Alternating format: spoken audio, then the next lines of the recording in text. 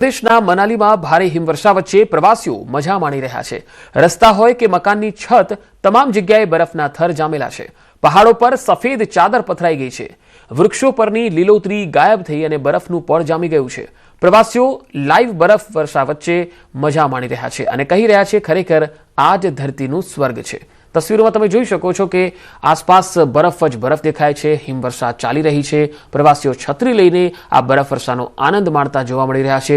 વૃક્ષોની લીલોતરી ગાયબ છે અને વૃક્ષો જાણે બરફથી ઢંકાઈ ગયા છે। मैं असम से आया हूँ और वो भी अकेला आया हूँ सोलो राइडिंग करके। तो मैं वही बोलना चाहूंगा कि मनाली जहाँ पे आए हैं ना, तो बर्फ तो 2-3 जगह आपको इंडिया में मिल जाएगी, कश्मीर वगैरह सब में, लेकिन यहाँ के जो माहौल है ना, ये अलग ही है। जो स्वर्ग बोलते हैं ना, हेवन, ये यह है। और अभी अब हम लोग को थोड़ी देर पहले आपको स्नोफॉल मिला था इधर पे, तो मनाली आने का जो पैसा वसूल है वो हो गया, जो जन्नत जिसको बोलते हैं ना, वो हो गया। बहुत ही बढ़िया, बहुत ही अच्छा एटमॉस्फेयर है, बहुत ही बढ़िया स्नोफॉल, बहुत ही मतलब हमें बहुत अच्छा लग रहा है। हम आज अपना यहाँ से अपना सारी आपकी कसौल एंड मनाली सब जगह ओल्ड मनाली से आते हुए हमें बहुत ही बढ़िया, बहुत ही मजा आ रहा है। बहुत अच्छी स्नोफॉल हो रही है, बहुत ही बढ़िया वेदर है, बहुत ज्यादा अच्छा लग रहा है। सुबह से हम इसी का वेट कर रहे थे, स्नोफॉल का, और अब ये फाइनली है और बहुत ज्यादा हो रही है, तो हमें बहुत अच्छा लग रहा है। ऑनेस्टली नहीं सोचा था, हम अपसेट होके वापस जाने वाले थे, बट यहाँ स्नोफॉल देख के अब सोच रहे हैं तो और रुक जाए। बहुत अच्छा लग रहा है, ऑनेस्टली बहुत अच्छा लग रहा है। मेरा अंदर जाने का मन ही नहीं कर रहा है, यहीं पे रहने का मन कर रहा है बहुत ज्यादा। ऑनेस्टली ये सुबह से बारिश स्नो शायद से चल रहा था, अब हैवी स्नोफॉल हो रही है, और ये once in a lifetime experience सबको करना चाहिए। ये तो मतलब दिस इज हेवन। તો હિમાચલ પ્રદેશમાં ભારે હિમવર્ષાથી જનજીવન પ્રભાવિત થઈ રહ્યું છે। ખરાબ હવામાનમાં ફસાયેલા લોકોને બચાવવા રેસ્ક્યુ ઓપરેશન પણ હાથ ધરવામાં આવ્યું। ઊંચાઈવાળા વિસ્તારમાંથી હેલિકોપ્ટર દ્વારા લોકોના જીવ બચાવવામાં આવી રહ્યા છે। રેસ્ક્યુ ટીમની ઝડપી કામગીરીને લઈ લોકોએ પણ પ્રશંસા કરી હતી। તો એવું નથી કે હિમવર્ષાની મજા જ મજા છે, પરંતુ કેટલાક વિસ્તારોમાં ભારે હિમવર્ષાના કારણે જનજીવન પણ પ્રભાવિત થયું છે। લોકોની અવરજવર બાધિત બની છે અને લોકોને બચાવવા માટે હેલિકોપ્ટર ઉતારવા પડી રહ્યા છે।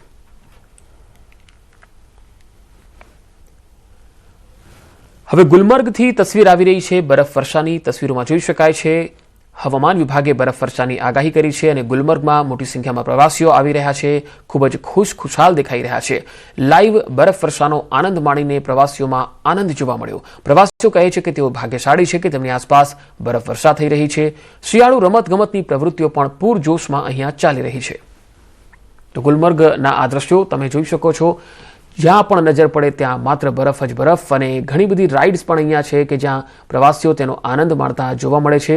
આ ગુલમર્ગમાં ખાસ આ સિઝનમાં પ્રવાસીઓનો જે ભીડ હોય છે એ સૌથી વધારે હોય છે, અને જે રસ્તા હોય છે એમાં પણ બરફ ઢંકાઈ જતો હોય છે।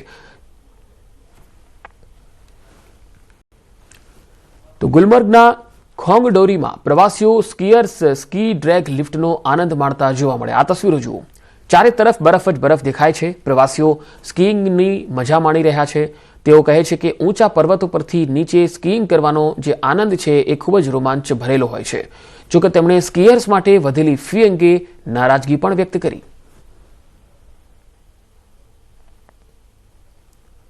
જમ્મુ કાશ્મીરના ગુલમર્ગમાં હાલ રમતગમતની મોસમ પૂર બહારમાં ખીલી છે। એક તરફ 4 ફૂટ હિમવર્ષાના કારણે મેદાનો બરફથી થીજી ગયા, તો બીજી તરફ યુવાનો માટે ખાસ વિવિધ રમતોનું આયોજન કરવામાં આવ્યું। ગુરેજ ખીણમાં ક્રિકેટ ટુર્નામેન્ટનું આયોજન થયું, જેમાં ખીણની 32 ટીમો ગુરેજ પ્રીમિયર લીગમાં ભાગ લઈ રહી છે। ભારતીય સેના દ્વારા સમર્થન આપવામાં આવ્યું। નિયંત્રણ રેખા નજીક બરફથી ઢંકાયેલા પર્વતોની પૃષ્ઠભૂમિમાં આ પ્રીમિયર લીગ ચાલી રહી છે। સ્થાનિક યુવાનોની ભાગીદારી અને વહીવટી તંત્રના સમર્થન સાથે બરફ ક્રિકેટ, સ્કીઇંગ અને ફૂટબોલ ઇવેન્ટ્સનું આયોજન થયું છે। ભારે હિમવર્ષાના કારણે બાંદીપોરા ગુરેજ રોડ બંધ રહ્યો છે। પ્રદેશમાં શિયાળુ રમતોને વેગ મળે તે માટે ભારતીય સેના પણ સહકાર આપી રહી છે। જોકે સ્થાનિકો પણ માને છે કે ગુરેજમાં શિયાળુ રમતગમતના સ્થળ તરીકે અપાર સંભાવનાઓ છે।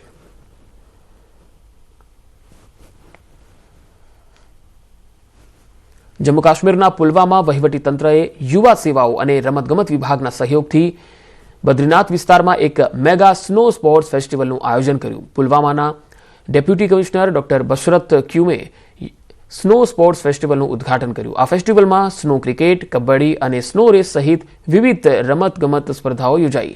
સ્નો ફેસ્ટિવલમાં મોટી સંખ્યામાં યુવાનો અને જાહેર જનતાએ ભાગ લીધો. સાંસ્કૃતિક કાર્યક્રમો પણ યોજાયા. સહભાગીઓએ વહીવટીતંત્રના પ્રયાસોની પ્રશંસા કરી અને કહ્યું કે આ કુદરતી રીતે સુંદર વિસ્તારને પ્રવાસન નકશા પર મૂકવામાં મદદ करશે. पर्पज़ यही था, एक तो यूथ इंगेजमेंट भी करना, और ये हमारा बहुत ही खूबसूरत एरिया और इसको हम जानते ही हैं कि इसका काफ़ी टूरिस्ट पोटेंशियल भी है और किसी भी साइट को एक टूरिस्ट साइट बनने के लिए उसमें उसका एक जस्टेशन पीरियड होता है, उसके स्टेज होते हैं. और आज के इस प्रोग्राम के ज़रिए मैं आपके सभी चैनल्स के थ्रू जो हमारे पहले लोकल टूरिस्ट हैं उनको बताना चाहता हूँ, अपने डिस्ट्रिक्ट के या बाकी डिस्ट्रिक्ट्स के, वो यहाँ पे आएँ. हमारे यहाँ पुलवामा में कई सारी अच्छी जो हैं लोकेशंस हैं, सीबी नाथ है, संगरवनी के कुछ एरियाज़ हैं, त्राल के अपर एरियाज़ हैं.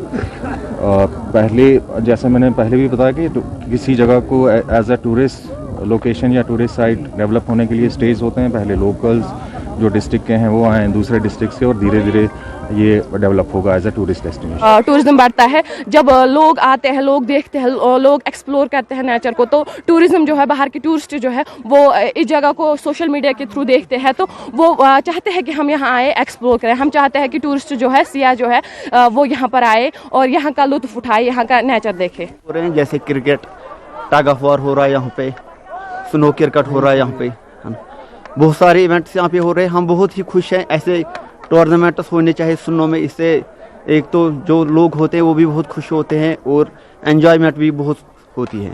स्नो फेस्टिवल का इनेकाद किया गया है, तो यहाँ पर अगर देखा जाए काफ़ी तादाद में इसमें लोगों ने शिरकत की है. साथ साथ में अगर देखा जाए सर्दियों के इन अयाम में भी यूथ को खेल कूद की तरफ रागिब करने की ये बेहतरीन पहल मानी जाती है और इस यारवन फॉरेस्ट को सयाहती नक्शे पे लाने के लिए ये एक बेहतरीन पहल मानी जाती है जिला इंतजामिया की. बिलाल खान, न्यूज़ 18, चक्की बद्रीनाथ, पुलवामा. સોમવારને લઈને ઉજ્જૈનમાં મહાકાલેશ્વરના દર્શને હજારો ભક્તો ઉમટ્યા. મહાકાલેશ્વર મંદિરમાં ભસ્મ આરતીનો ભક્તોએ લહાવો લીધો. વહેલી સવારે જે મહાકાલ મંદિરમાં સવારે ભસ્મ આરતી થાય છે તેને મંગળા આરતી કહેવાય છે. તેનો લાભ લેવા હજારો ભક્તો દૂર દૂરથી આવે છે. તેમાં પણ આજે સોમવાર હોવાથી હજારો ભક્તો મહાકાલના શરણે નમન કરવા પહોંચી ગયા. દેશભરમાં ભગવાન શિવના ઘણા પ્રખ્યાત મંદિરો અને શિવાલયો છે, પરંતુ ભગવાન શિવના 12 જ્યોતિર્લિંગોમાંનું એક આ મહાકાલ બાબાનું આ જ્યોતિર્લિંગનું આગવું મહત્વ છે. પુરાણો અને ધાર્મિક માન્યતાઓ અનુસાર ભગવાન શિવ સ્વયં પ્રકાશ સ્વરૂપમાં વિરાજમાન છે, તેથી તે જ્યોતિર્લિંગ તરીકે ઓળખાય છે. આ 12 જ્યોતિર્લિંગોમાંનું એક મહાકાલેશ્વર જ્યોતિર્લિંગ છે, જે મધ્યપ્રદેશના ઉજ્જૈનનું છે.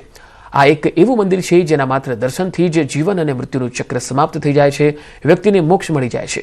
મધ્યપ્રદેશના ઉજ્જૈનમાં સ્થિત મહાકાલેશ્વર મંદિર ધાર્મિક દ્રષ્ટિકોણથી ખૂબ જ પ્રખ્યાત મનાય છે. અહીં યોજાતી ભસ્મ આરતી ભક્તોને સૌથી વધુ આકર્ષે છે. દરરોજ થતી ભસ્મ આરતી જોવા દૂર દૂરથી લોકો આવે છે.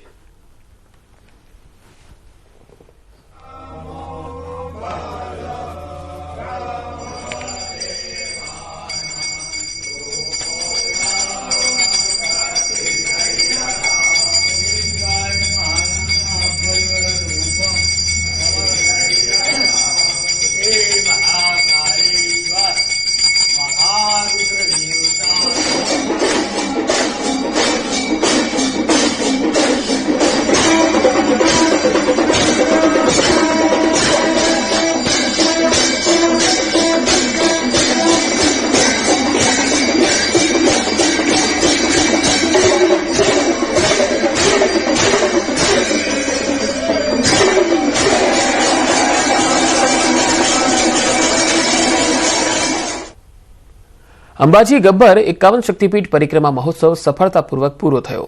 3 દિવસમાં કુલ 3,09,934 યાત્રિકોએ પવિત્ર પરિક્રમાનો લાભ લીધો. રોપવે દ્વારા 1,75,086 શ્રદ્ધાળુઓ ગબ્બર ગોખના દર્શને પહોંચ્યા. 3 દિવસમાં કુલ 5,01,398 ભક્તોએ મા શક્તિના દર્શન કર્યા. અંબાજી મંદિર ટ્રસ્ટ દ્વારા મહોત્સવના સત્તાવાર આંકડાઓ જાહેર કરવામાં આવ્યા.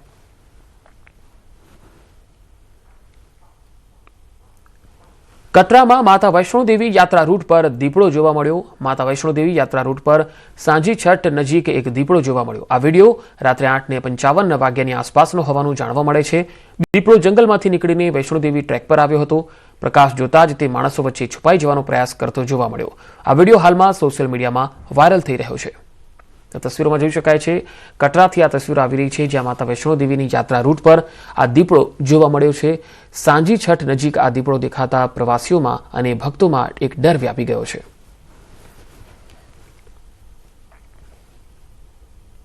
સુરતના ડુમસ રોડ પર અકસ્માતની ઘટના સર્જાઈ. એક કારે અનેક વાહનોને અડફેટે લીધા. જે માહિતી આવી રહી છે તે પ્રમાણે કાર ચાલકને ચાલુ કારે ખેંચ આવતા આ ઘટના બની હતી. એરપોર્ટ સામે આ ઘટના સર્જાઈ. પોલીસે આ મામલે તપાસ કરતા ડ્રાઈવર નશાની હાલતમાં ન હોવાનું સામે આવ્યું. પોલીસે આ મામલે ગુનો નોંધીને તપાસ હાથ ધરી છે. અકસ્માત કરનાર ડ્રાઈવરની ખેંચ માટે પહેલાથી મેડિકલ તપાસ ચાલતું હોવાનું સામે આવ્યું. તો ડુમસ રોડ પર આ અકસ્માત બન્યો. એક કારે અનેક વાહનોને અડફેટે લીધા હતા. જોકે જે માહિતી આવી છે તે પ્રમાણે કારના ડ્રાઈવરને ખેંચ આવી હતી, જેના કારણે આ બનાવ બન્યો હતો.